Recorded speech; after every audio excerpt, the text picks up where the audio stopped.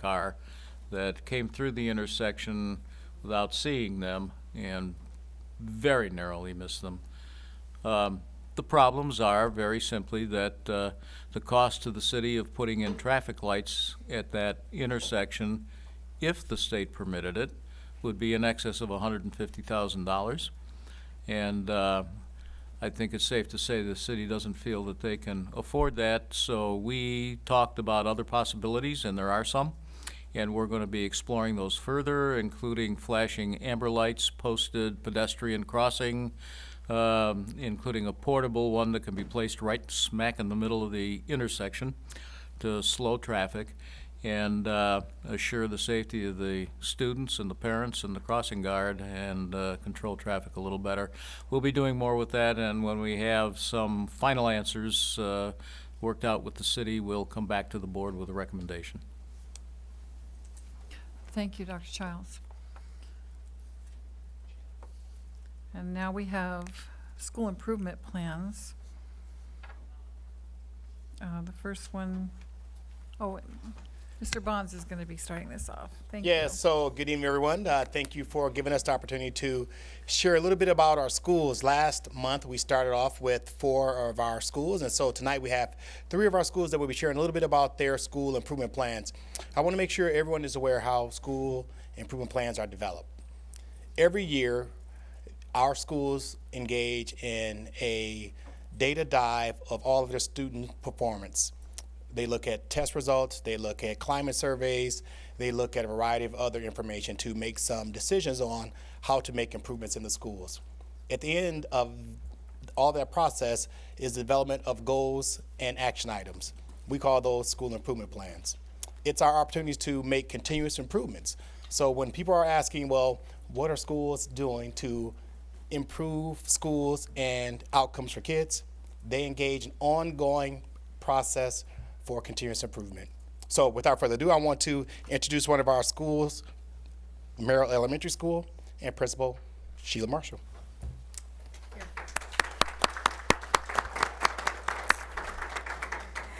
Thank you. I would like to say good evening to our community members and stakeholders who have come out, as well as our school board. So just to give you a little bit of information about Merrill, we are a 4K through 3rd grade building. We do house a Head Start program as a collaboration with the Head Start over on Henry Avenue. We are also a Title I school. We also received the Bronze Award for our Positive Behavioral Intervention System, which is known as PBIS, during the 2017-2018 school year. At Merrill, we believe in the development of the whole child. We do want to center around, and we do social and emotional learning in the morning time, as well as along with our academics as well. And our goal is that we want to focus on the whole child, both emotionally, socially, and as well as academics. And our vision at Merrill is that we are committed to a building of a united team of learners that include the students, the parents, and the staff, as well as our community leaders, and having a positive impact on our contribution, and everyone having a voice and everyone being held accountable for what is happening within our environment. So if you look there, you'll see that we had a couple of strengths as far as our Hispanic students, and they're exceeding the school average. Cohort students increasing their RIT scores during the school year, and students with disabilities made gains from the 1st grade all the way to 2nd grade. We also had some, as far as our literacy, some of the areas that we want to work on, our African American students demonstrated the highest overall achievement of, strengths overall achievement for K3 in the 2016-2017 school year, and also the school cohorts that exhibited some growth during that time as well. Learning environment, we want to look at our students who are making sure that they're engaged in small group and learning activities and working at things at their level, which also will help decrease as far as referrals and interventions or tiered interventions that are needed. Some progress for the 2017-2018 school year, looking at our math area is increased from the previous year on fact fluency, which is something something that our third graders participate in. Also looking at the increase of high frequency words that's used by our second grade students. And a learning environment, we are an APTT school, which is academic parent teacher teams. And we have been doing that for the past 4 years. And we just had our first round of APTT meetings as well. And this is where our families are able to come in and the teachers the teachers discuss with them a foundational skill for that their students are learning. And they also leave with activities that they can do with their students at home in order to help with that growth process. Some of the things that we are looking at and that we are doing currently at Merrill to increase our student achievement. This year we have a reading specialist. Our reading specialist is going in and she is coaching, using a coaching model. She is also helping with the implementation with fidelity of tier 2 and tier 3 interventions. We are also utilizing all staff like our specialists who are also working with our students in small groups to help increase their skills in our PALS and CAL area of testing that they have. So we also are looking at implementing a vocabulary and a phonics piece through units of study with Lucy Calkins. So right now we feel that we are on an upward trend so that we can have some improvement in our test scores, teachers that are working collaboratively together as well as working with parents so that we can see the growth and achievement that we know that our students are capable of. Any questions? Thank you.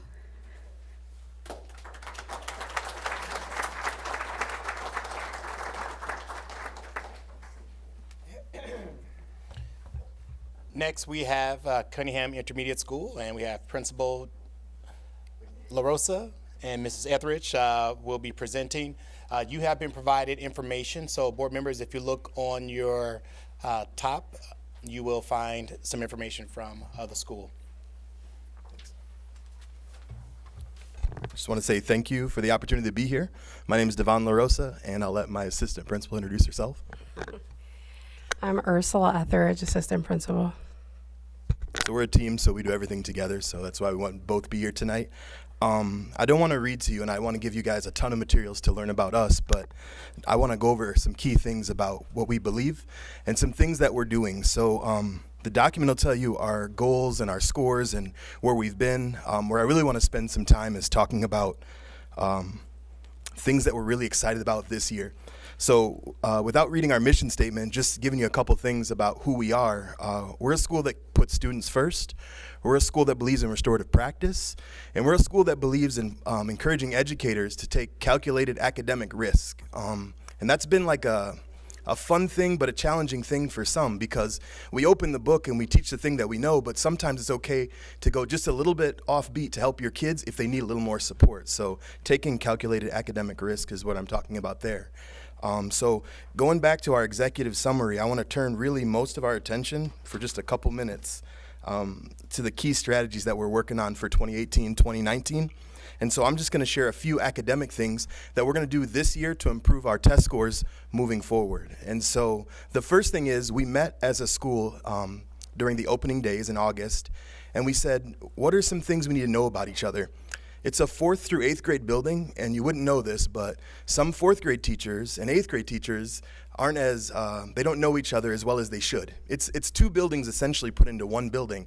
And so I didn't realize that. I came from a high school with 185 staff members and 3,000 kids. And so people knew each other, even though in a big environment like that. But even in a small environment, we had to find a way, how can we get staff connected to each other? So we did a skills inventory. What are you good at? I'm an 8th grade math teacher, but what are you good at? So everybody put in something in this document that they were good at. 4th grade through 8th grade, our resource officer, the principal, assistant principal, the nurse, so on and so forth.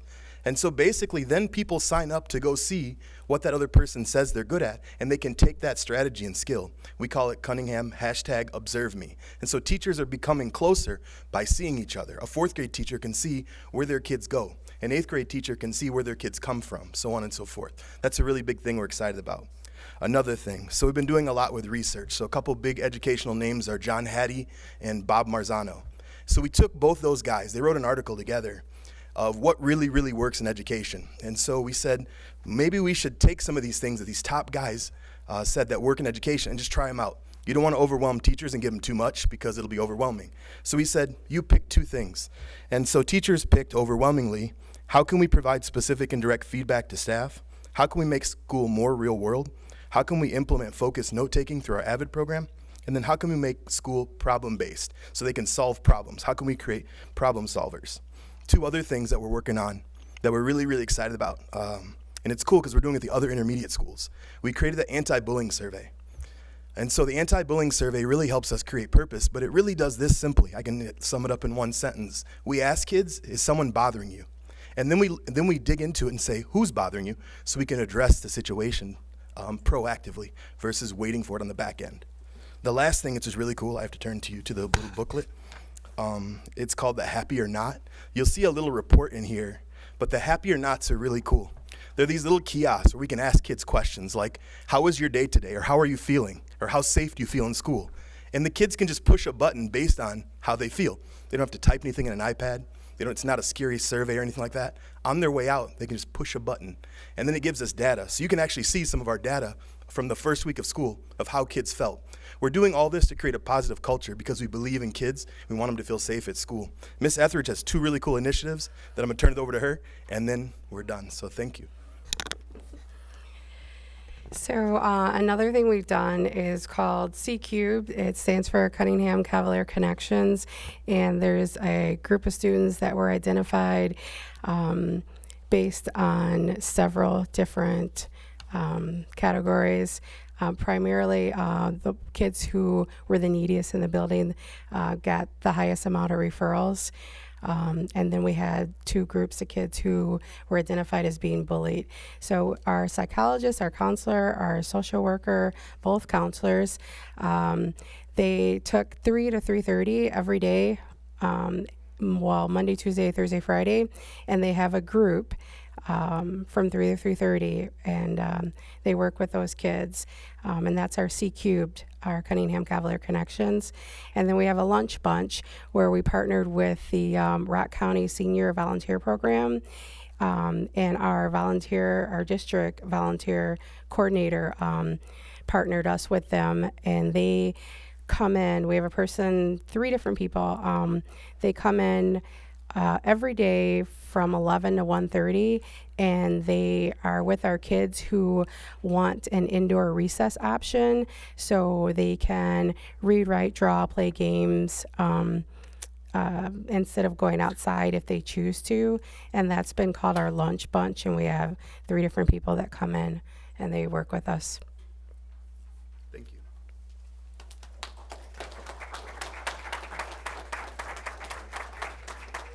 Can I ask a quick question about this Happy or Not?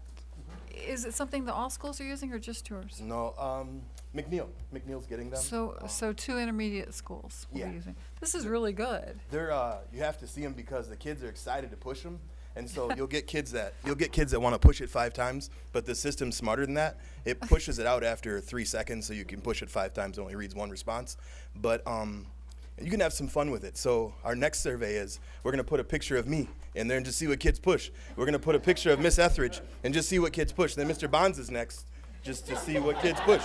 And then we'll get a percentage back and we'll share it with you. Thank you. I really like that. Thanks a lot. I'm going to win, so I'm very competitive like that. I'm very competitive like that. So last but not least, we have our principal from BMHS, Mr. Dr. Ramos. I was looking for you. Of course I know Dr. Ramos. Thank you. Good evening, Superintendent, board members, community members. Let's get to it. The Beloit Daily News reported that the ACT scores at Beloit Memorial High School dropped for a 4th straight year. I own that. Now let me tell you how we're going to undo that damage. You've heard me speak numerous times. We're going to fix this. We're going to make improvements through disciplinary literacy. I had a great conversation today. Someone said, Orlando, that's the same song, literacy, literacy, literacy. If you're tired of it, change the station. I'm going to keep singing that song. Okay, Dr. Childs made a really good statement the other day during an administrative meeting. He said, great schools are changed because the leaders are intensely focused. They are focused on the right thing. Our focus is literacy. We are intensely focused on this. Why do I believe this would work? If you look at the screen here, these are schools in the Milwaukee public school system. I was a regional superintendent. I oversaw 28 high schools. When we implement the literacy, disciplinary literacy practices, and we empowered the teachers, because the thing behind this, it's not Ramos with a magic wand, it is teacher empowerment. It is the teachers that are driving the academic program below Memorial High School. In these schools, it was the teachers that led it. It was teacher-led and teacher-driven. If you look upon the top line where it says district, for the first time in the history of Milwaukee Public Schools, yes, they're low, but for the first time ever, they were green across the board. And if you look at all the green, those are schools that improved. So if you look, the overwhelming majority of the schools improved. And again, not only did we do this, we did it for 2 consecutive years. And first of all, I couldn't have put this together. I have to thank the school secretary, Deb Edmonds. If she ever retires, I retire alongside her because I cannot do this job without her. And the ladies in the front office, Yadira and Krista, they're always smiling. I don't know how they do it, but they are absolutely amazing. And of course, my administrative team, Janae Banks-Wilson, Rosendo Amor, John Kaminsky, and Jamie Thompson, my top-notch team. I'd like to thank them all for their support. So evidence of growth and improvement, when we implemented literacy and we put the teachers in charge, I was the associate superintendent in East Baton Rouge. When we arrived in East Baton Rouge, the state commissioner said, welcome to Baton Rouge, we're taking 14 of your schools. After 3 years, not a single school was taken over. We went from a state ranking of D to a state ranking of C in 3 years. In New York City, we had a school that made AYP, a school that I oversaw, made AYP and API for the first time ever for all subgroups, and suspensions were reduced by 30% in year 1. Milwaukee, again, we posted across-the-board growth for the first time ever for 2 consecutive years. So again, it was teacher empowerment and teacher leadership. And the thing is, when you do this well, your suspensions go down, your discipline issues go down, your attendance goes up, right? And we want that. Your graduation rate goes up, your ACT scores go up. So we've seen this study before, high minority, high poverty schools, between a professional family and a working class family, and the difference in the number of words that a child has heard, and those kids in poverty is 30 million words. Now, there has been some research that are contradicting the study. They say it's 4 million words. That's still a lot of words. So how are we doing this? It's all about the support. It's all about the support. Sometimes we do things in the adult world, and we have different expectations for kids. So for example, if you were to walk our hallways, you will see review, revise, redo, and we got your back. That's the support system. There really is no reason to fail. If you receive a failing mark, or if you receive a mark you want to improve upon, you have the right to review, revise, and redo. It's still a work in progress, right? But we had our first all-essay day. Students wrote all day a couple of weeks ago. I know, not too popular with the students right now. But the thing is, they did it. They did it, right? Upon coming into the organization, Orlando, that's a lot. Orlando, that's too much. You're going to break their wrists. They're going to be paralyzed. All of these excuses. None of that happened. They're still alive and well. The kids, the students, they just really stepped up. So everyone wrote on that day. Everyone went through and some are still going through the review, revise, and redo process. We have posters about failure. Embrace failure. Failure is a good thing. Failure is a good thing. It's the only way we learn, through trial and error, by making mistakes. So embrace failure. We're not going to ding you if you fail at something. We're going to give you the opportunity to review, revise, redo. Orlando, but in the real world, that's not the way it works. Well, if you want to be a lawyer and you fail the bar exam, you can review it, revise it, and take it again. If you want to be a nurse and you fail that exam, you could take it again. If you want to be a teacher and you fail the teacher certification exam, you could take it again. This is the real world. So the plan is, we got your back. A system of support to make sure that students are not falling through the crack. We do that through the review, revise, and redo process. We're implementing we're implementing extended reading of complex text in order to build stamina. So remember, when students sit for the ACT, that's a pretty long time that they have to sit there and take this test. What happens in American schools is most of the time is spent in a classroom hearing lecture. There's really actually very little reading going on. There's actually very little writing going on. So, a lot of us, we forget that we have to build that stamina. So, part of this is building that stamina. We have a new calendar coming forward, and we're really excited about it. We're going to be writing a lot. The really great thing about this is that we're learning together. The teachers and the students are learning together. I had a teacher she really put her heart out in an email, and I was so grateful to her. She said, I'm really struggling with this. This is really, really difficult. And yes, it is. It really is. But we're growing together, we're learning together, and mistakes are welcome. Mistakes are welcome. These are the members of the think tank. There are some members missing. I apologize for that. But these are my rock stars. These are absolutely rock stars on that think tank. Again, they drive the instruction. The administration role is to remove obstacles, to empower them, support them, make sure that, I have a saying, if you walk past something that is substandard and you say you'll do nothing, you have set a new standard. My job is to make sure that the standard remains high. There was some pushback, it's too much, kids can't do it. These are the people that say, yes, they can. Let me show you. And that's basically what they're doing. They're showing the rest of us how to do it. So you have some examples. This is terrible up here in case you can't see it up here. So every teacher is given a guideline on how to develop the prompts. Okay, so every teacher, this was developed by the think tank, right? The principal just supports and removes obstacles. This is developed by the think tank, and they have a checkoff list on how to write an appropriate prompt, a high quality prompt. We have a rubric, right? Everything should be done with a rubric. It should not be a surprise how to pass a class or what's required of the students. When I went to college, I had this thing called a syllabus, which, there was no surprise. It told me what I needed to do in order to pass the class. Same thing. This is a phenomenal example. One of our rock star teachers, this is Deb Prowse. This is writing in mathematics. Again, another thing that people said, how do you write in math? You can't write in math.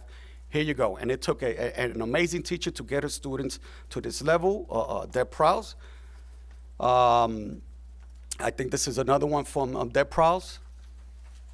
This is from Ken Davis. Again, we lucked out by having Ken Davis in our district. And again, writing in math.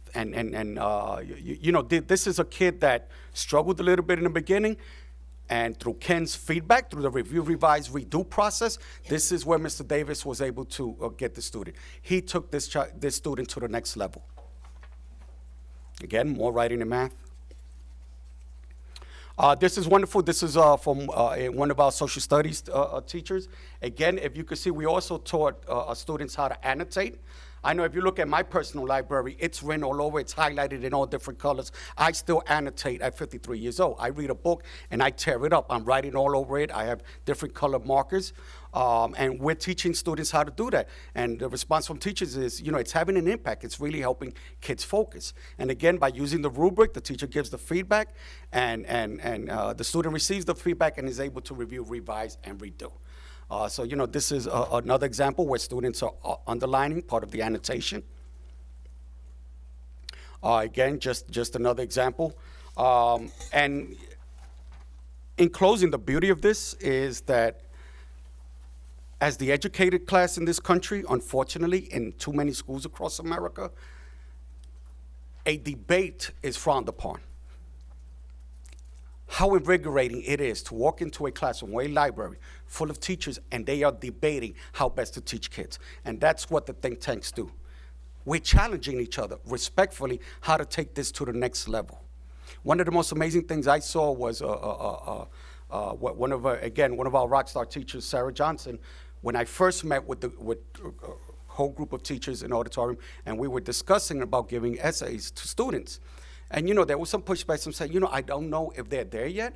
And Ms. Johnson immediately jumped out and said, yes, they can, because they do this in my class. So, yes, they are capable. So, again, The think tank is just composed of these amazing leaders who knows that we are capable of doing so much more. I'm really, I've done this in 5 states across this great country of ours. The same results, again, not because my job was to find the brightest people, put them in a room, and let them develop the strategies. That strategy has always worked. Again, I'm definitely not the smartest guy in the room. I definitely don't have all the answers. What I've learned is if you find people that are smarter than you and you could check your ego at the door, you can accomplish absolutely amazing things. And again, what I can tell you about the teachers at Beloit Memorial High School, we are so much further along and faster than any of the 5 states in which I've served. Actually, the writing portion, in the other states in which I served, we didn't do it till the second part of the year, and in some places, we didn't do it until year 2. We started in semester 1. So, it was, there's a little organized chaos. There's still things, because we've gone so fast, I just didn't expect this level of commitment. So, I'm really the happiest principal in the world. I have this amazing staff. I have, my absolutely beautiful, wonderful students that I absolutely love. I'm very fortunate. So, thank you. Any questions? Any questions, anyone? Mr. Wong? Dr. Ramos, thank you so much for your leadership in bringing this to the high school. I have a student, he's a child that's a sophomore and one that's a senior. And I know that you've brought something to the table that was desperately needed, and it also ties in very well with the Literacy for Life and the programs that hopefully we're going to be implementing in the grade schools as well. So kudos to you and what you've done. What I really like, though, to hear is the empowerment that you've given to the staff. I think you have an eager staff there, and I think they've been looking and searching for the leadership in which you've developed, and you're a shining example. So you not only have rock stars there, but you're one yourself. Thank you. Great job. Remember that when I ask for a raise, please.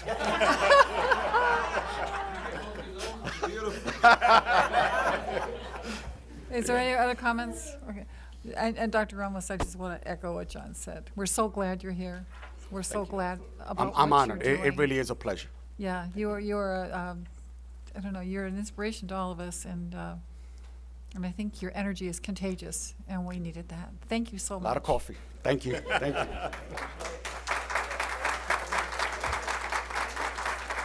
So thank you again for the opportunity. Any questions from our principals as we close?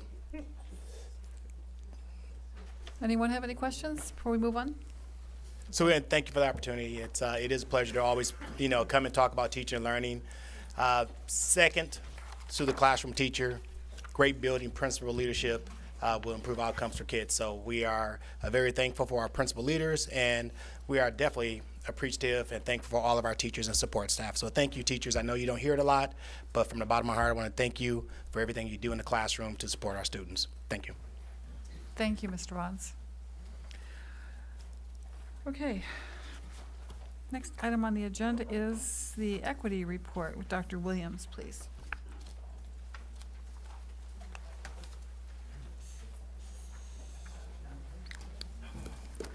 Good evening. First and foremost, I would just like for us to just give our administrators a big round of applause. They did an excellent job here tonight sharing the information about our schools.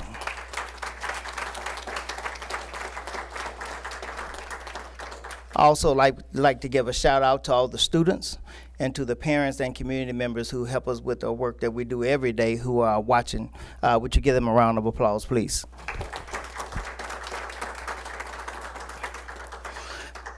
I just want to go over a couple of things that are going on within the district as it relates to equity, diversity, and inclusion in many areas.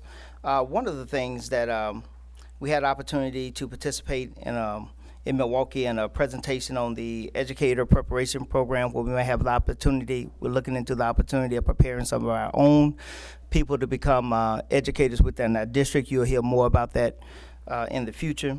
We're also, the NAACP Freedom Fund Banquet is on Thursday. And if you don't know who the speaker is, it's Dr. James Meredith. He's the first African American to attend and integrate the schools down south at the University of Mississippi. He has quite a compelling story, which many of our kids will have an opportunity to have a direct conversation with him. And so one of the kids said to me, well, Dr. Williams, you mean they activated the whole National Guard just to stop one man from going to school? And so that's going to be an interesting conversation that they're going to have. And again, that's on Thursday, October the 25th. The Ho-Chunk Nation has been a really great partner with us. Last year they did 2 days of our presentation, and they brought artisans in. This year they're doing it again. They're bringing the powwows to each of our schools. It's a very good event. If you haven't seen that, it's definitely worth taking off during your lunchtime, or if you get a break to go and do that, to participate and see that. We had opportunity to attend the Ho-Chunk Leadership Conference. This whole issue of diversity and inclusion and equity is widespread around the nation and also locally. They invited us up to the Ho-Chunk Nation Casino. We only spent a few dollars, not that much, but no, just kidding, not on school time. But they brought leaders, a diverse group of leaders from all around the state, and some from the greater within the Midwest, to talk about these issues that are plaguing minorities around the nation, and particularly right around our state. So it was a great opportunity. We have 2 cohorts of Cs that would be taking place, that's seeking educational equity and diversity here within the district. The YWCA will also be having their Racial Justice Conference, and Gloria Lasting Billings will be the speaker. Gloria Lasting Billings is the educator who wrote the book that most teachers are using around the nation, called Successful Teachers of African American Children.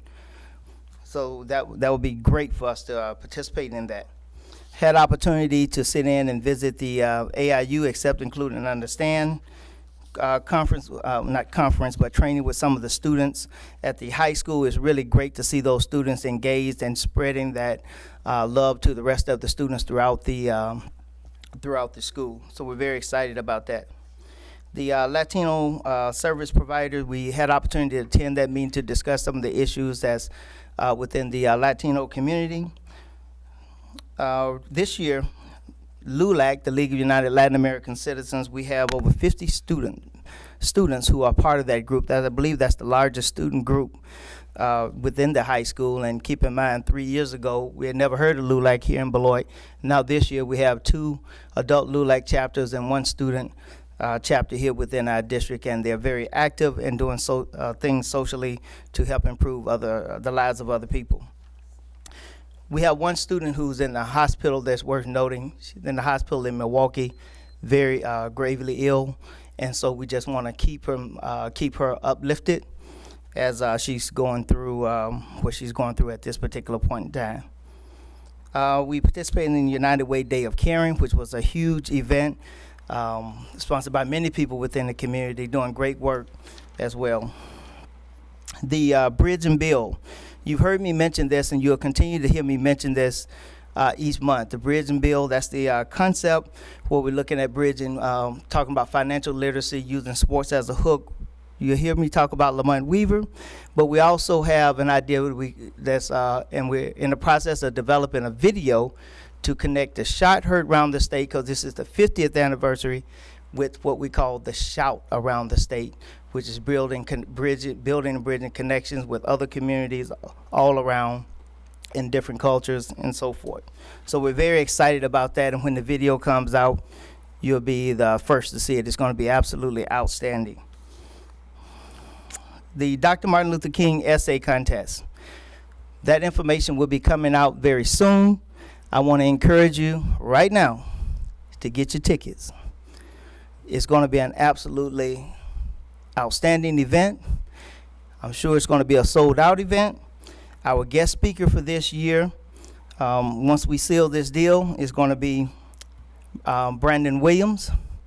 Brandon Williams, he from Madison, used to play for the Badgers, used to play for the San Francisco 49ers, the Pittsburgh Steelers, and the St. Louis Rams.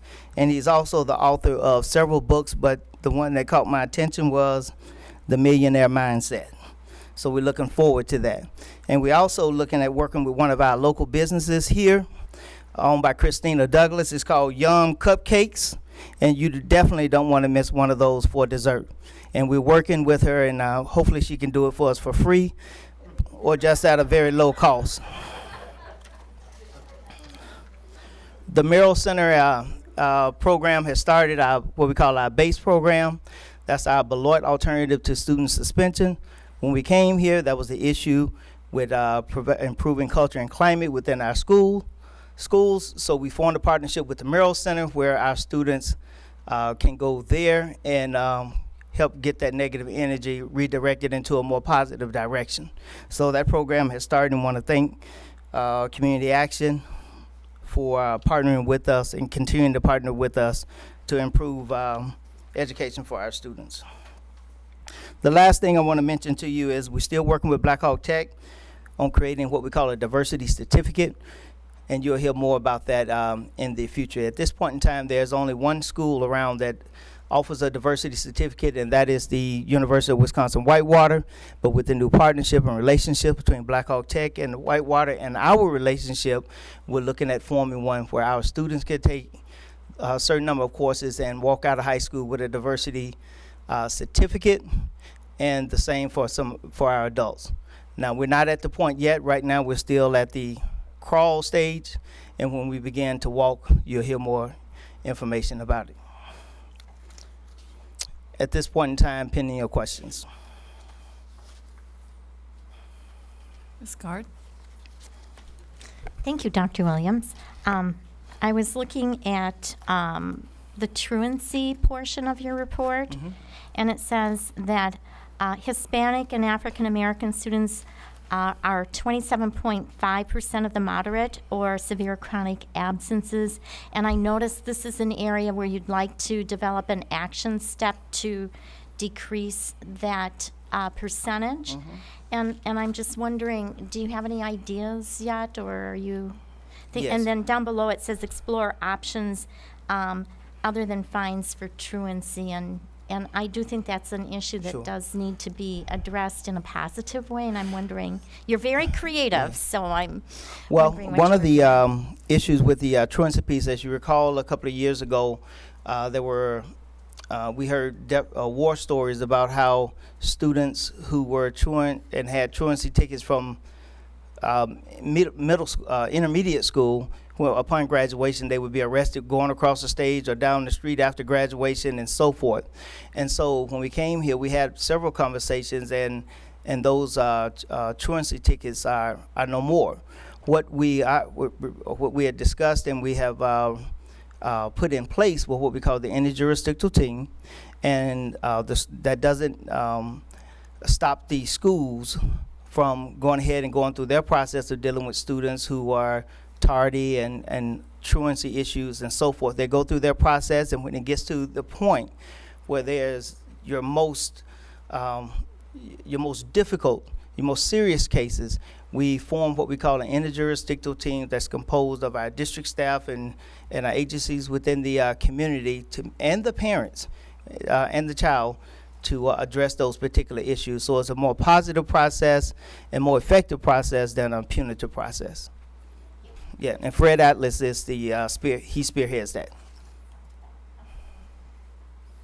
Any other questions or comments? Okay, if not, thank you very much, Dr. Williams. Okay, thank you.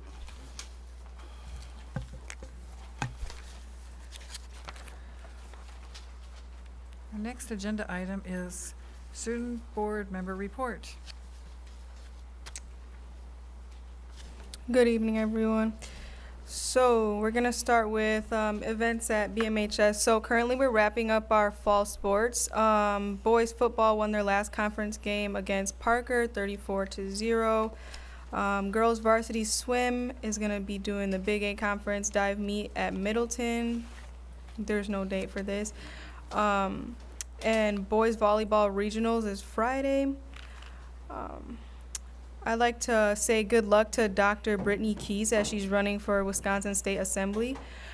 She's been a physical therapist for Beloit. Excuse me, we can't promote politics on television. I'm so sorry. No, oh, sorry. Okay, so I'll skip that. We had our second annual Dare to Dream event this past Thursday, October 18th. I was unable to attend. However, I heard from attendees that it was a success. Travis Mills, a quadruple amputee while in Afghanistan, was our guest speaker, and he was very inspirational to students and the community. On behalf of our supportive community and student population at BMHS, I'd like to welcome back Ms. Forbes, a member of the district for well over 30 years. For those who aren't aware, she was placed on on administrative leave last week, but she was back today with a big smile on her face. It's truly teachers like hers who reach even the most careless students. And parking passes. Last month, I asked the board to review the price of parking passes at BMHS and consider a price reduction, and also allow at least 50% of profit to be invested back into students.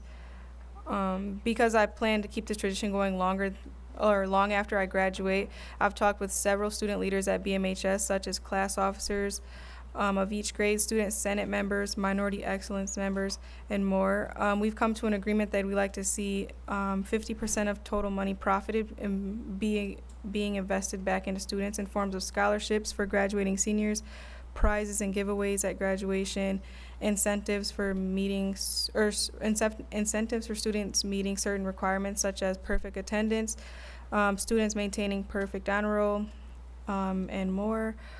Our aim is to focus more on seniors as they contribute to majority of passes purchased, and we're the ones leaving next year for college. However, this doesn't mean that we plan to seclude the grade levels below us. We plan to also raffle off parking passes for rising upperclassmen and giveaways, because although they may be new to high school, they're still doing the dang thing. So that wraps everything up for me. Thank you. Does anyone have any questions or comments? Okay, thank you so much for the report.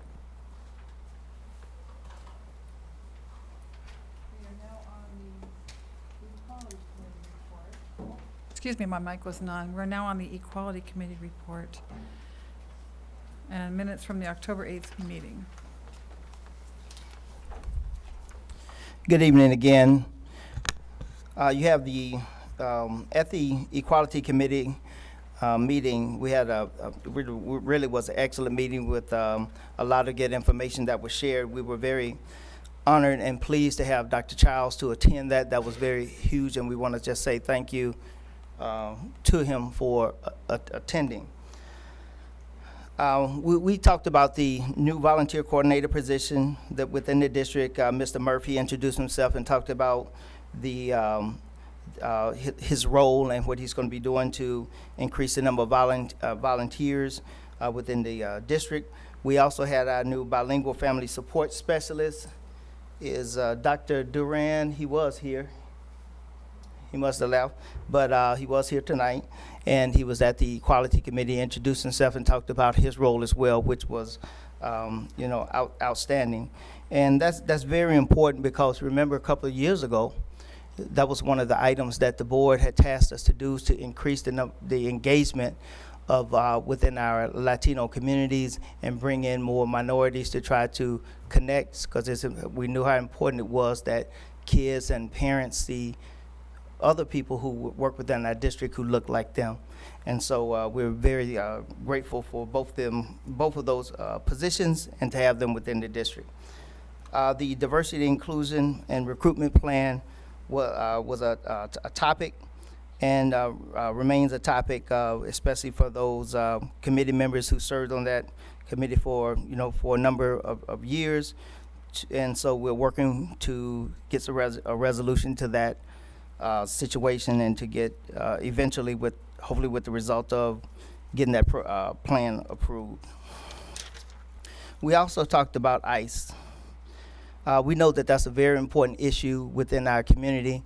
It is, we want to try to provide our families with as much information as possible on how to deal with those types of situations without crossing the legal line. But several of our parents and our students have been impacted by the situation, and so we will continue to work with those families to assist them as much as possible.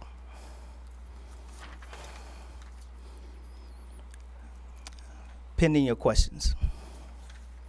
Are there any questions or comments? Okay, thank you so much, Dr. Williams.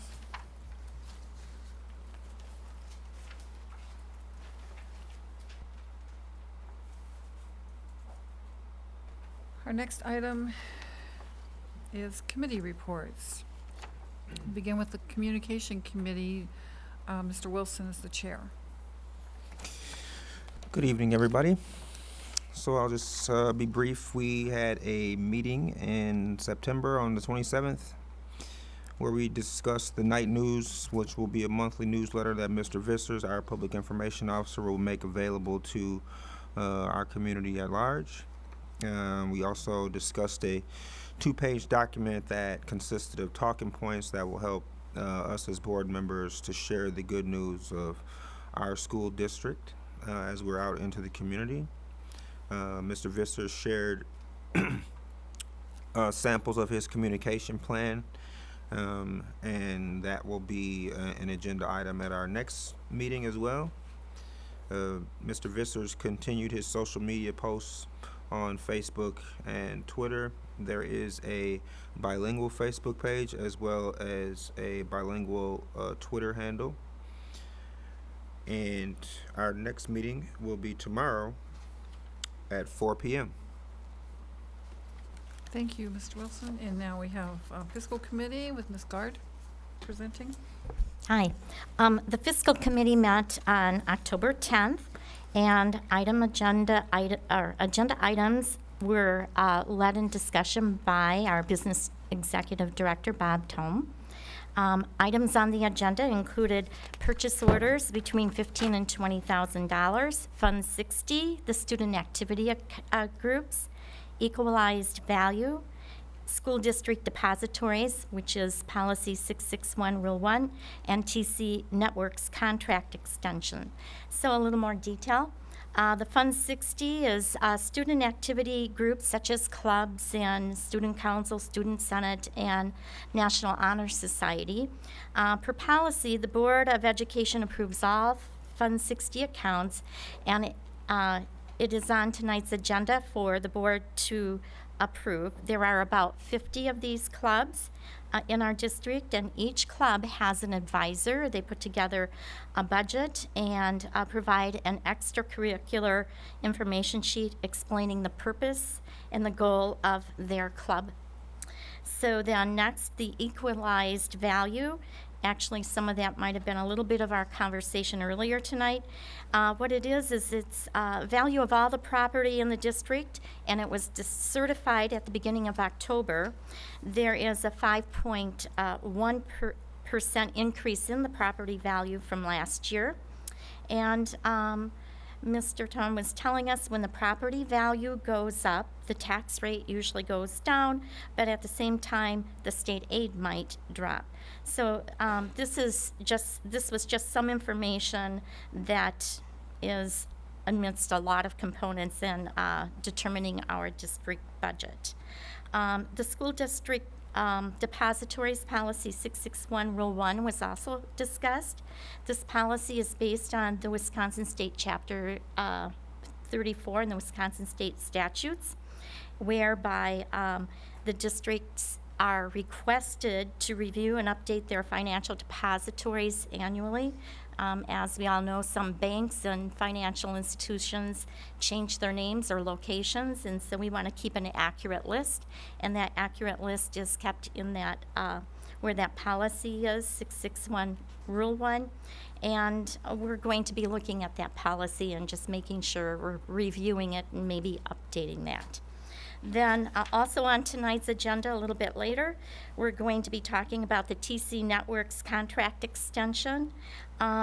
We have a contract with TC Networks through December 31st, 2018, and we are looking to do a 6-month extension till June 30th, 2019.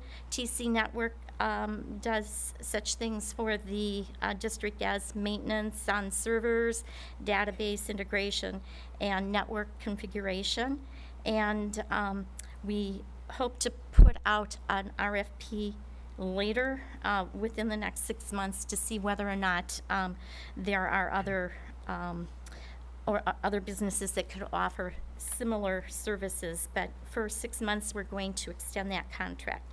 And finally, the committee talked about waivers. Oftentimes, you may hear the board or the committee will approve waivers of facility fees for people who want to rent our facilities. And after some reviewing of the policy and discussion, we realized that role really falls upon the business department. So moving forward, we're going to relook at that policy and then probably just get reports from the business department as to the monthly activity. So that ends my report, except for we meet next November 14th. So thank you. Thank you, Ms. Gard. And now we have the staff committee report with Mr. Larson presenting. The staff committee met on October 9th at 5 p.m. Ms. Carradine provided the committee with a staffing update, informing that her department had already visited 3 elementary schools with human resources office hours, so staff members were able to approach the members of the department and have questions answered. They are also working on making new hire forms fillable online so that it reduces the amount of paper that the district is using and make it a little bit easier for them to be filled out. And they're actively recruiting for paraeducators, substitutes, and crossing guards by doing roundtable luncheons at local colleges. The majority of the discussion was focused around third-party exit interviews, and Mr. Klett says that he knows of a person in Beloit who would be willing to look at do exit interviews of staff members who have left within the last 2 years, as well as who may leave currently this year, and really to look and see why they left the district and see what we can do to make changes and work on keeping the teachers and the staff that we have here in the building. So the committee said that they were interested in hearing a presentation from this person, which will happen at our next meeting on November 13th at 5 p.m.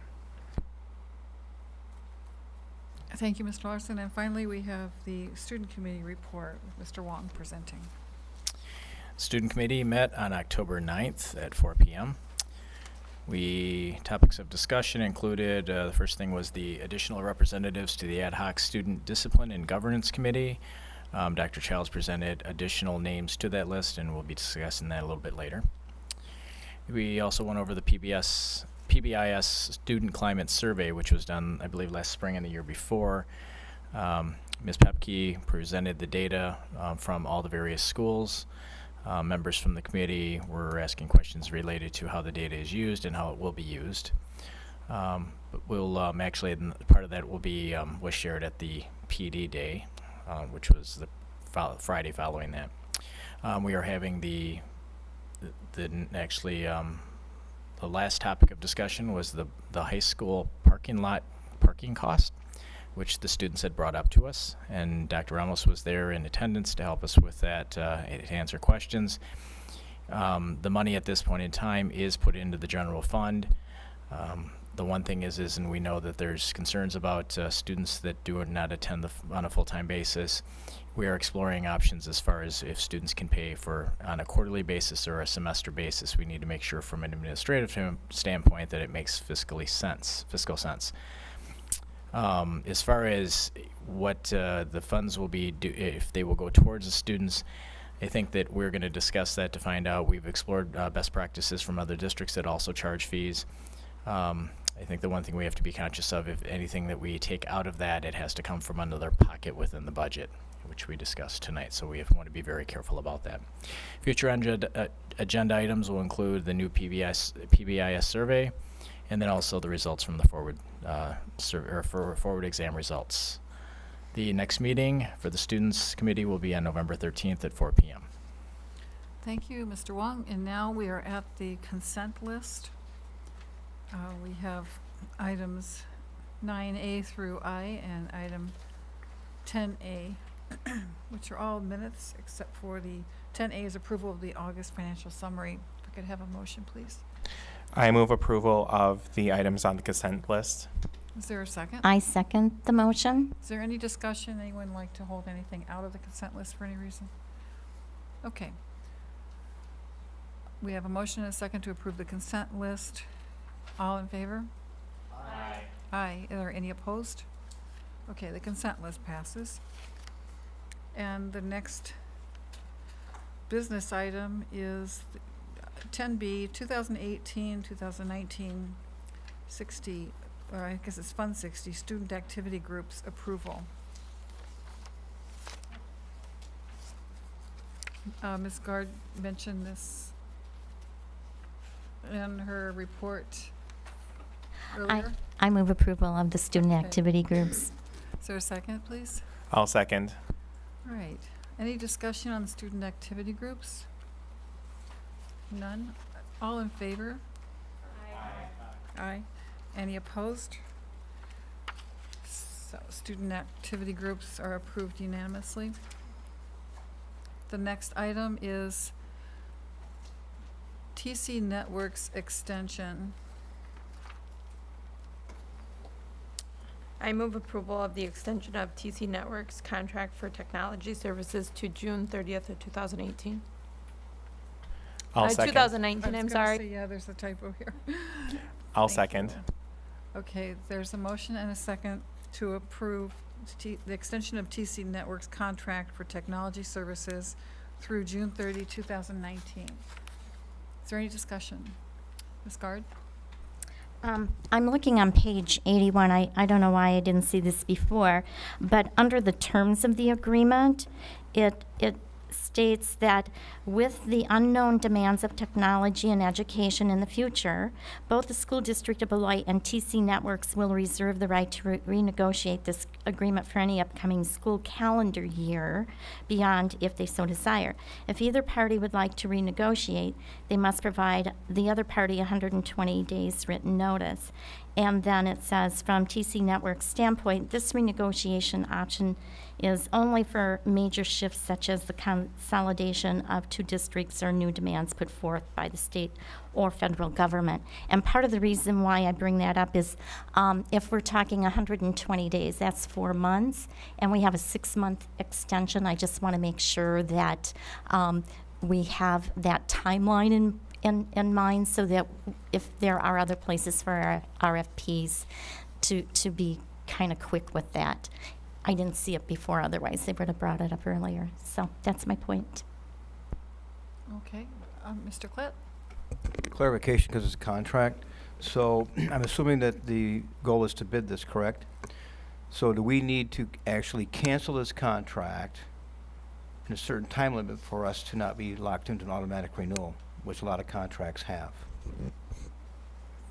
Could someone maybe address these? Would be Mr. Tom that could get up and talk about this with us? Did you want to? My question is this. A lot of contracts have an automatic renewal built into them, even though it's a 6-month contract, unless you give advance notice that your intent is to cancel or not renew that contract. So I just want to make sure that in this contract, it doesn't say, oh, if you don't give notice within 60 days, you're canceling. This automatic renews at these terms for another 6-month or 1-year period. Just want to make sure that that's not in the contract. That is, to my knowledge and my understanding, not in the contract. And it's the understanding that this is a definite drop-dead date of June 30th, that this agreement extension ends, and it ends our relationship with them unless we choose as a district to go forward with them, and then that will be a new contract. So I know of no language in the contract, and I can't tell you that I've read it with any specificity, so can't guarantee you that language isn't there, but I think we have a good working relationship with TC, and it doesn't strike me that they're prepared to try to hold us to something that we can't comply with. It does say on page 82 that there is a 90-day 90-day, written yeah, notice of termination required, so. for the extension. We have it, that would be for 3 months. But it also, I mean, it's pretty clear on page 81, this is a 6-month contract. It doesn't. Yeah. Does not look like it's going to renew automatically or anything. Nope. Okay, is there any other question or concerns? All in favor of the motion to extend TC Networks contract for technology services to June 30th, 2019, please say aye. Aye. Are there any opposed? Okay, the contract is extended to June 30th, 2019. The next item on the agenda is early college credit program for spring semester 2019. And this was formerly what we called youth options, for those of you who have just come back with this. Is there a motion? I move approval of the early college credit program applications for the 2019 spring semester. Second? I'll second the motion. All right, the motion is made and seconded. Is there any discussion about, yes, Mr. Wong? Just have a question. I mean, the actual numbers that have been used, it seems as though in the first early years we used quite a bit of the anticipated amount, and in the last 10 years it hasn't even come close. It's been 50% at most. I mean, is there some rationale behind that? I mean, if you look at 2018, the anticipated amount was $222,000, and we actually used less than 50. Just a question. Is there someone that could maybe answer that? Historically, there was a thing where, quite frankly, the tuition rates that had been set and agreed to were significantly higher than what they are currently. And that was a change that was made independent through the legislature with the tech colleges and the state universities. And most of the private colleges have lined up with that. So that explains some of it. How much of it explains, I really couldn't begin to tell you. We have a sizable number of students who are participating in the program for dual credits. So some of it may have to do with, and I don't know this either, I'd have to check with actually our HR department to see what we have in the way of licensure, but the tech college oftentimes will, if they have the right credentials, certify our staff members to teach their courses in building, and that saves considerable amount of money because we don't have to pay their travel costs, we don't have to pay their salary rates and so forth. So, and I don't know how many of our staff are actually teaching these courses, but I suspect probably one or two anyway. And Dr. Childs, is this something we budget for? Did we budget for $222,000? You got me. I really don't know. Do you know, Bob? I'm assuming that it went through part of the high school budget. Anthony? The budget does come out of, it's budgeted out of my account. And so what happens is, sometimes there are kids who have a desire to take these classes, and so we try to guess how much it's going to actually cost us, but then students actually have to follow through on the application process and actually enter into the college and actually complete the course. So it is a guesstimate of what we anticipate, but you're right. It ends up being a significant amount of money that we set aside to pay for it. But at the end of the day, the money's there for students. If our experience is like most schools, there are substantially more students who apply to get into the program than actually wind up in it for a number of reasons, some of which could be eligibility and whether they've met the requirements for the courses and can be accepted by the tech college. And if they don't meet those entrance requirements, then they can't take the course, so they matriculate back during that block of time into the high school. And how is this communicated with the students? I mean, is it a lack of communication that might be contributing to this, or do you think it's communicated well? Communicated through our guidance counselors in high school. Okay, great. And actually, we want students to actually take advantage of early college because they can earn a number of credits before actually entering into college. So I actually would like the numbers to increase and actually spend all the funds that are set aside, because that means we have a number of kids who then have earned college credits before exiting our Right, right. Ms. Gard, do you have a comment or question? Yeah, I noticed that with the initials of the students not being identifiable, some of the students are taking maybe 3 to 5 courses too, and I think from previous discussions, they just can't fit some of those courses in the way that they thought they would. So maybe all of these students are taking at least 1 course, but not 2 or 3 like they had hoped. Is that right? That is correct. Could I ask just one question? I just noticed this. It's an introductory chemistry class that was accepted. Doesn't our chemistry class at the high school, I mean, don't we have an introductory chemistry class? We do have chemistry, and as you can see, go to the very bottom of the document. There's some exceptions. Sometimes actually it's the top. Page 85 is the exceptions to the rule. So sometimes you offer the course if it's not something that's available to us. Sometimes you offer it if it's something that can't fit the student's schedule. And so it may have been something that may fit one of those categories. That's typically how the exception is given. Okay. All right, thank you. Yes, Mr. Wong. If we're off by this much on the budget, I mean, should we be reevaluating the budget dollars? I mean, That's we're why I'm over asking budgeting. this I mean, I just feel like, I don't know, it's, why put it in the budget and then we inflate it, not to spend it? That's why I'm asking these questions, and I was actually wondering too, what happens with this money if it's not spent on these courses? Washes back into the general fund. Okay. Really, probably worth pointing out, the only money that doesn't wash, unexpended money that doesn't wash into the general fund actually is Fund 50, which would be your food service, and your 38, 39, your projects funds, 46, 41 if you have it, which I don't think you do.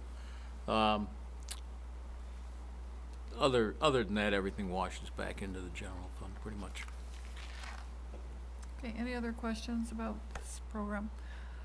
All right, thank you.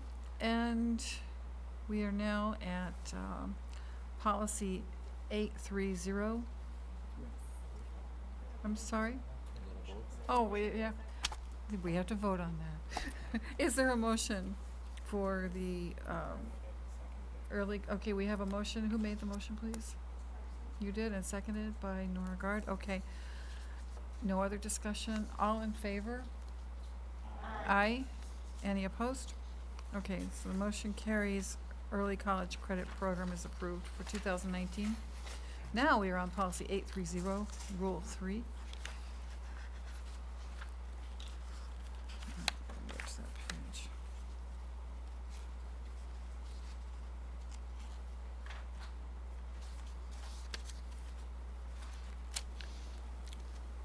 This is at the request of the board in regard to the use of school facilities by political parties and the use of our local cable access channel. So these rules would just go to accompany Rule 8, or Policy 830, Rules 1 and 2. Is there a motion to approve policy 830, Rule 3? A motion, the Board of Education approves the addition of Policy 830, Rule 3, partisan and political parties, use of school facilities, and Policy 830, Rule 4, use of district local access TV or cable TV channel for first reading. Okay, is there a second? I'll second the motion. Okay, any discussion? Mr. Klett? My concerns is with political parties using our building, the opportunity to take pictures with logos or staff that gives the impression that the district is supporting that candidate. That's my only concern. I don't have a concern with the facility, but I do have they could use the facility in an advertisement or commercial that leads to the district approving that candidate or that party's position.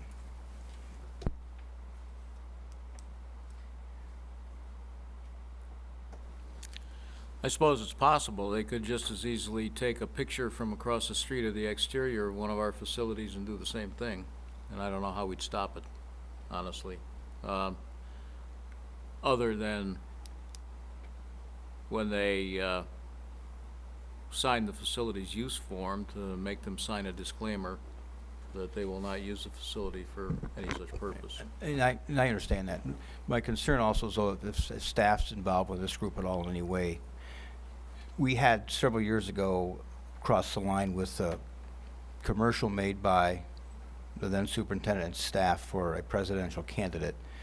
And my concern is, are we opening the door for that to possibly happen again? And that's my only concern with that, Dr. Childs. And I do believe, looking through this, that you have policy that would prohibit that very practice as a consequence of that very experience. So it already exists.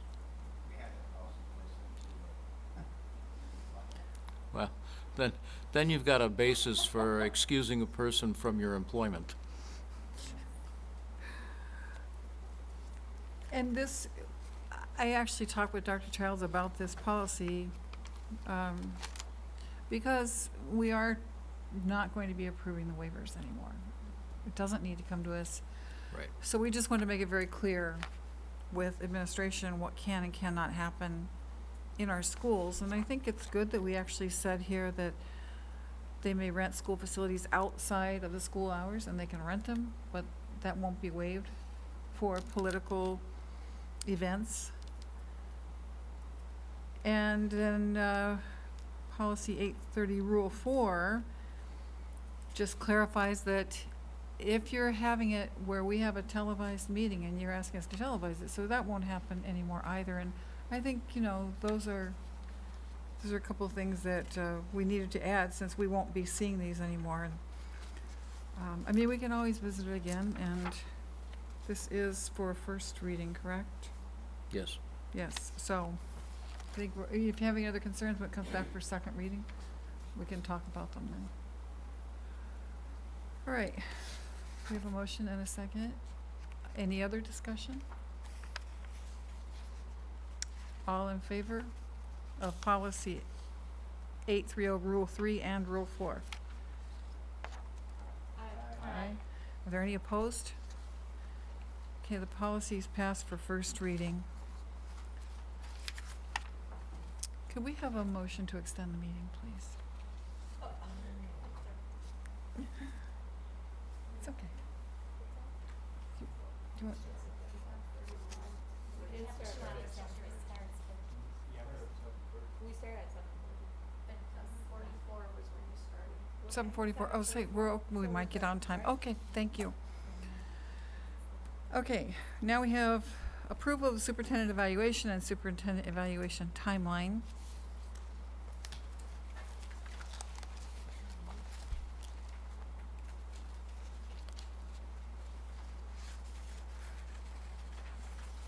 This is actually the last step in getting the evaluation up and running. I move approval of the Board of Education addition of policy 8. Oops, on the wrong one. I approve the motion. Let me get it. Where's it at? What page is it on? It's on page 93. Hell, I'm on 101. You don't need a motion? There's no suggestion. There's All no right. presentation sheet. And we're good then. I'll second it. Well, Thanks, what did we John. move, for the record? Move approval? It's not an item on the agenda for action. Wait, it is. It's just missing that form, so, yeah. Where's my page, Michelle? You can make the motion by saying you move approval of the superintendent evaluation tool and the timeline if you agree with those. Whatever Michelle said. I move approval of the superintendent evaluation and superintendent evaluation timeline. Is there a second? I'll second that. Okay. Any discussion on the superintendent evaluation and timeline? Ms. Guard? Just a couple things. When we were talking about this at a previous board meeting, I thought we were going to assign numbers to the marginal fair, competent, and commendable. Is that correct? I thought we were, I but, believe you're right. and that's one comment. I don't know if we need to insert that. And then so I don't know if you want to address that first, but Well, go ahead, what's your second? my second one is, I really like the timeline that's put together. I think it's workable. And as we look at this, we might want to consider adopting some of the language for policy 225, rule 1 for the timeline for evaluating our next superintendent. I think this is very doable, so I like that. I just wanted to make those 2 comments. If I could just comment on that. For the most part, that may be true, but you had indicated as a board that in fact you wanted to approve your board goals and the superintendent's goals within the same time frame in the summer, which would put you earlier in the year. And I would make adjustments maybe a little bit in the quarterly reports then. I mean, what I gave you is for your evaluation of me, but once you have a full-time superintendent in place, you're probably going to want to take advantage of your summer months to take care of some of that. Yeah, I think we better just, look at this as for our interim, and then we can have another look, but that policy was just revised, the other one for the superintendent. Right. Yeah, and we can have a talk about that later on. Now, about the value system on these ratings of marginal, fair, competent, commendable, does everyone remember it the way Nora's remembering? Because I do. Yeah. Okay. If we could put values on these now. One. Yeah, Okay. you Well, were it seems arguing quite over whether obvious, you're going to have but- 5 or 4, but you got 4, so. Well, I know, but it seems obvious, but there's been discussions before about different values other than one. So, Looking for suggestions, how about 5, 6, 7, 8? yes, Ms. Gard. I would like to make a friendly amendment to the motion that we add 1, 2, 3, 4 to the 4 areas of evaluation. Okay. And that could be added on page 93, actually, where it says appraisal scale. And I thought somewhere in our discussions, I think it's here too, yeah, on page 100, I don't think it would affect the weight system that we approve or discuss. So I would like my friendly amendment to say marginal will be, 1, fair 2, competent 3, and commendable 4. Okay, we have a motion and a second already, so let's take that as an amendment to that. Okay. Is there a second for that? Second. Okay. Any discussion on that value system? All in favor of the amendment suggested by Ms. Gard? Say aye, please. Aye. Any opposed? Okay, so the amendment passes, so now we're looking at passing this evaluation, rating, the evaluation, the values placed on it, and the timeline all together. Is there any further discussion? Okay, everyone in favor, please say aye. Aye. Any opposed? All right, so the motion passes for approving the superintendent interim evaluation and timeline.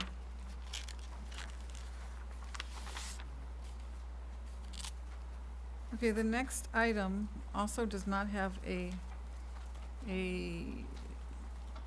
sheet in there, right? Is that correct, Michelle? Correct. Okay.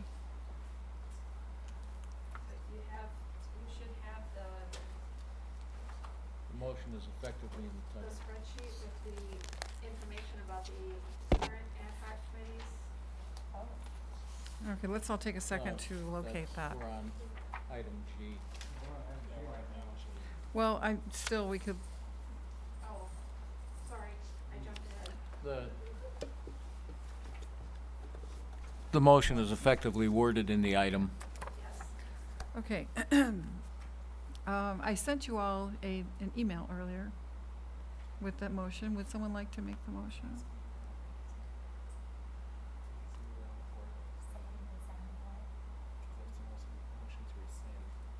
Yeah, it doesn't have to be anyone in particular.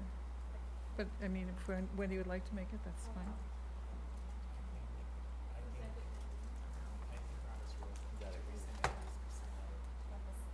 I don't remember that, but it's fine. It's fine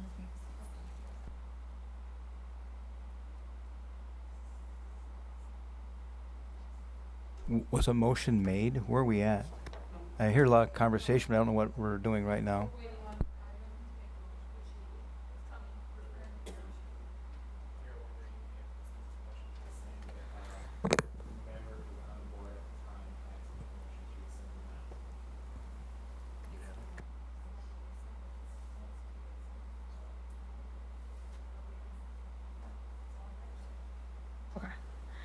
I move to rescind the motion of April 24th, 2018 to approve of American Building Maintenance, ABM, to perform custodial maintenance services under an extended contract for 1 year from July 1, 2018 to June 30th, 2019. Second. Okay, motion to rescind the extended contract with ABM has been made and seconded. Is there any discussion? Yes. Mr. Wilson. So seeing the next item, are we gonna be able to see that item? The proposal? Let's move on from this one Right, first. okay. All in favor, if there's no other discussion, all in favor? Point of order, I have to do a roll call. Thank you. Yes, Wong? Yes. Sanchez? Aye.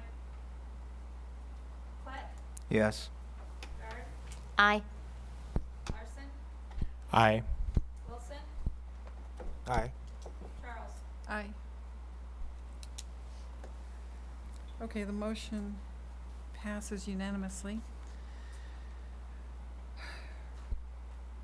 Now, Michelle, we're on H. We don't have anything in front of us.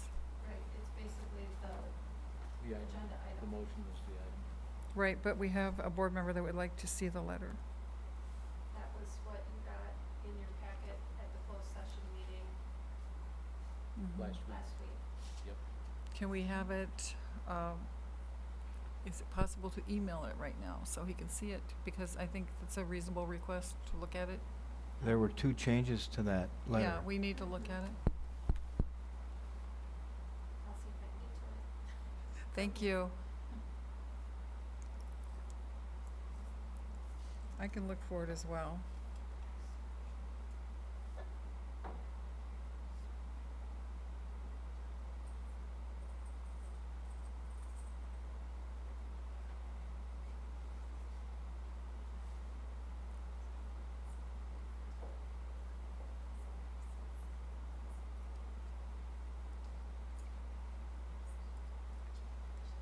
I found it, so I can forward it to the board right now.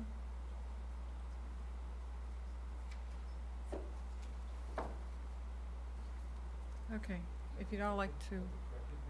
Yes, it's the one that I received to approve on the 20th, I believe.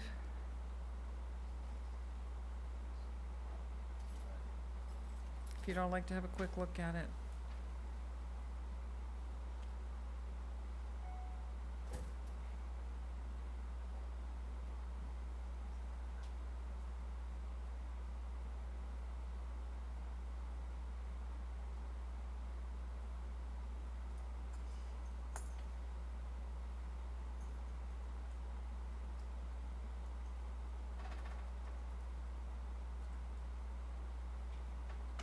Pam, would you clarify the 2 corrections that we made? One was the word year in paragraph 1, and then I think there was a word and in paragraph 2. Yeah, At the very bottom. minor, yeah. Okay.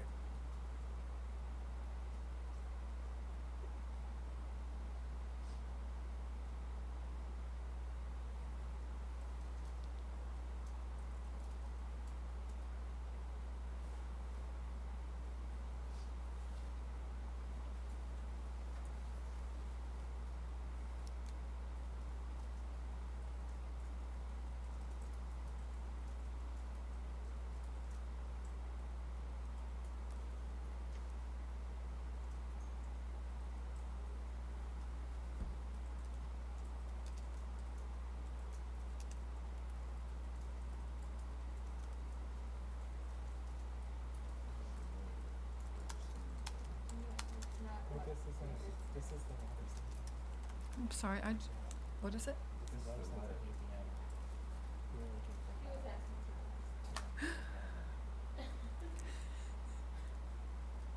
Okay. Michelle, can you still find it and send it? It's the other one that we need. It's the letter of intent, Michelle. I'm so sorry, everybody. I've had my agenda items confused.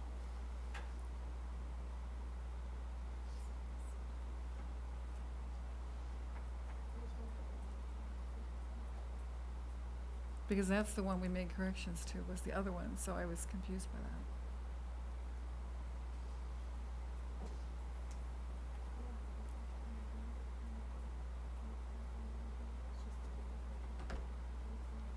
I don't believe I have the other one at all. Yeah.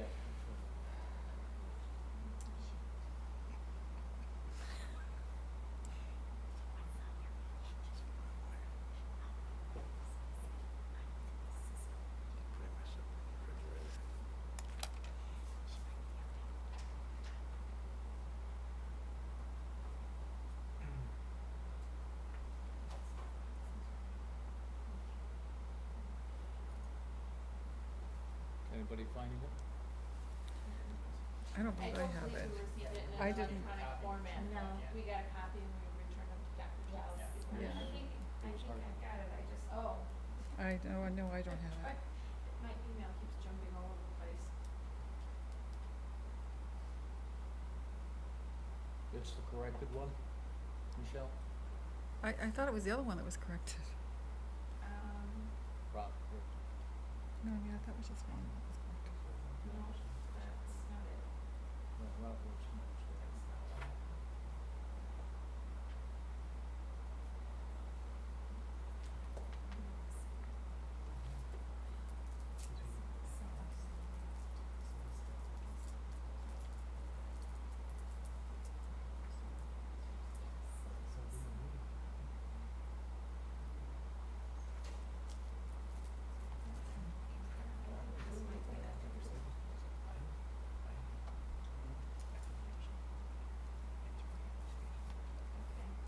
I found the one that Dr. Giles sent to me.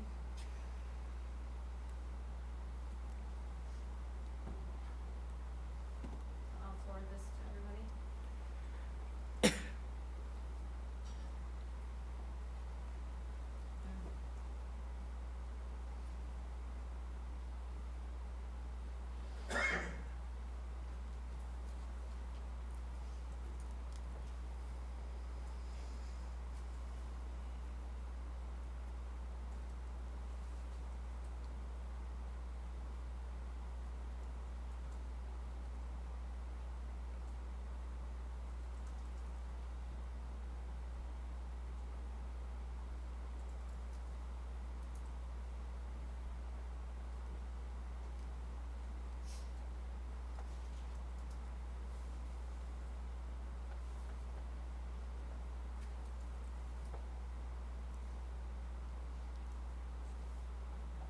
They just sent it.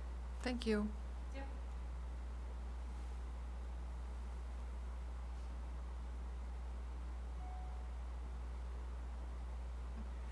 It's an attachment. Okay.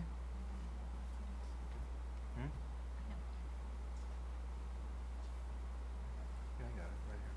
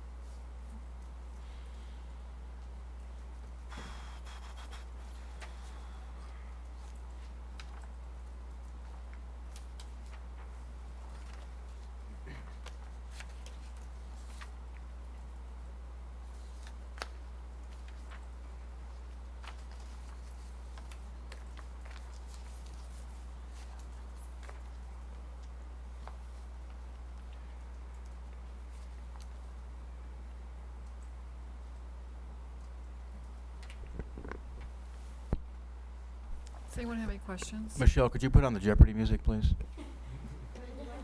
Jeopardy music. Are there any questions right now?